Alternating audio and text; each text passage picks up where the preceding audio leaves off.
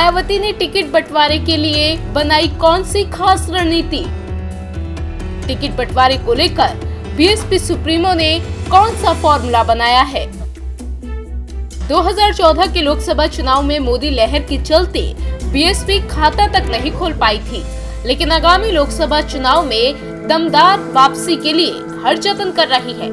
इसके लिए पहले तो उन्होंने एसपी संग अपनी पुरानी सियासी अदावत भूलकर गठबंधन किया। इसके बाद वो सीट बंटवारे में भी एसपी प्रमुख अखिलेश यादव पर भारी पड़ती नजर आई और अब उन्होंने टिकट बंटवारे को लेकर भी खास फॉर्मूला तैयार कर लिया है। दरअसल अपने सबसे खराब दौर से गुजर रही बीएसपी 2019 चुनाव में जोरदार वापसी को लेकर पूरी तरह से आश्वस्त है। यही वजह है कि वो फूंक फूंक कर कदम रख रही है। इसी क्रम में मायावती ने बीजेपी के नए दाव और प्रियंका की राजनीति में एंट्री के बाद अपने सभी टिकटों पर पुनर्विचार करने का फैसला किया है। बीएसपी सुप्रीमो एक एक सीट पर दोबारा विचार कर रही हैं, जिसमें जातीय आंकड़ों का खास ख्याल रखा गया है। बीएसपी ने अपने प्रभारियों की जो लिस्ट जारी की है, उनमें 6 लोकसभा सीटों पर मुस्लिमों को प्रभारी बनाया गया है। बताया जा रहा है कि ये संख्या आने वाले दिनों में बढ़कर 10 हो सकती है। यूपी में जिन 38 सीटों पर बीएसपी चुनाव लड़ रही है, उनमें से 10 सीटें आरक्षित हैं, जबकि 28 सीटें सामान्य हैं।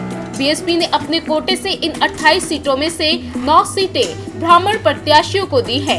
अन्य पिछड़ी जातियों सहित दूसरी जातियों को समायोजित करने के लिए बीएसपी ने 10 सीटें छोड़ दी हैं, जबकि 9 से 10 सीटों पर मुस्लिम प्रत्याशियों को उतारने की तैयारी है। सियासी जानकार भी मायावती के इस फैसले से हैरान हैं। ऐसा इसलिए क्योंकि बीते विधानसभा चुनाव में टिकट देने के बावजूद वो मुस्लिम वोट बैंक को लुभाने में सफल नहीं रही।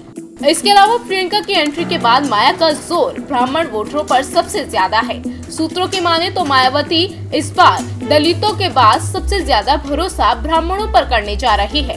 इसके साथ ही 10 से 11 दलित चेहरे हाथी पर सवार होकर 2019 का आम चुनाव लड़ेंगे, जबकि 3 से 4 राजपूतों को भी टिकट दिया जा सकता है। वहीं 7 से 8 ओबीसी उम्मीदवारों को टिकट देने का फैसला किया गया है।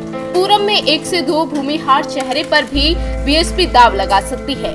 हालांकि मायावती की ये रणनीति कहां तक कारगर साबित होती है, ये तो चुनाव के बाद ही पता चलेगा।